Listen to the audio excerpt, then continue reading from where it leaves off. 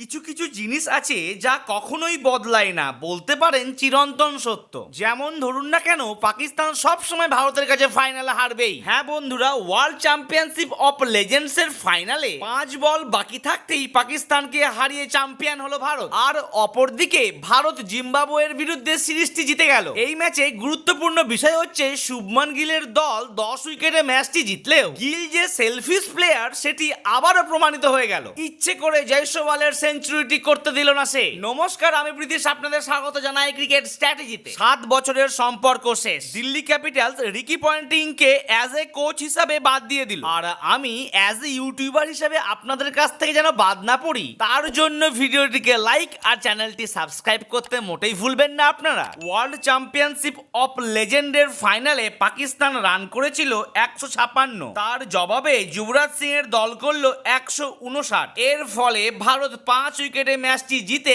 Champion হয়ে গেল। এই ম্যাচটি যেন 2007-এর টি-20 ওয়ার্ল্ড কাপের কথা মনে পড়িয়ে দিচ্ছিল। দুই দলেরই অনেক প্লেয়ার সেই সময় 2007-এর টি-20 ওয়ার্ল্ড কাপ খেলেছিল। তখনও পাকিস্তান হেরেছিল, আজও পাকিস্তান হারলো, এমনকি তারা সারা জীবনই হেরে যাবে। আর জিম্বাবুয়ের বিরুদ্ধে এক ম্যাচ বাকি থাকতেই ভারত সিরিজটি জিতে গেল। শনিবার চতুর্থ টি-20 ম্যাচে 10 উইকেটে জয় পেল ভারতীয় দল। দুই ওপেনার ইয়শস্বী জয়সওয়াল ও শুভমানকে আটকানোর কোনো রাস্তাই খুঁজে পেল না জিম্বাবুয়ের বোলারেরা। 153 রানের টার্গেট তাড়া করতে নেমে 15 ওভার 2 বলেই জয় তুলে নিল ভারত। ফলে সিরিজের পঞ্চম তথা শেষ ম্যাচ নিয়ম রক্ষার হয়ে গেল। আমার মতে যেসব প্লেয়ার এখনো অব্দি এই সিরিজে চান্স পায়নি তাদের একটা সুযোগ দেওয়া উচিত এই ম্যাচে। ভারতের এক সময় জিততে রান দরকার ছিল 23, আর জয়সওয়াল খেলছিল 83-তে। স্বাভাবিকভাবে খুব সহজেই 17 রান করলেই জয়সওয়ালের সেঞ্চুরি হতো, কিন্তু শুভমান গিলের স্বার্থপরতার কারণেই জয়সওয়াল শেষমেশ 93 রান করতে পারলো। তো বন্ধুরা, আপনাদের মতে কি মনে হচ্ছে, শুভমান গিল কি একটি স্বার্থপর প্লেয়ার?